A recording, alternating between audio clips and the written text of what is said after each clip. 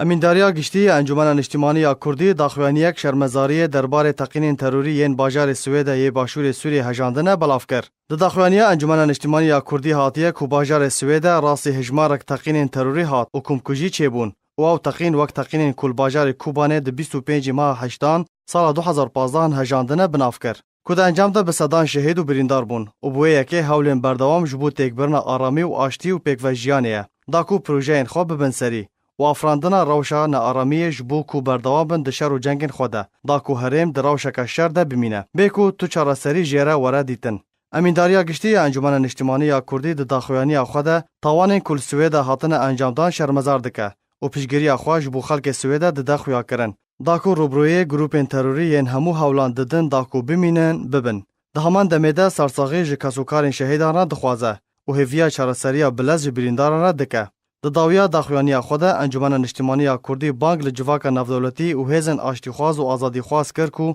برولکه رابن داکو چاره که جکارسات سوریان را ببینن او بریار نافدولتی ین برپرس جیب بکن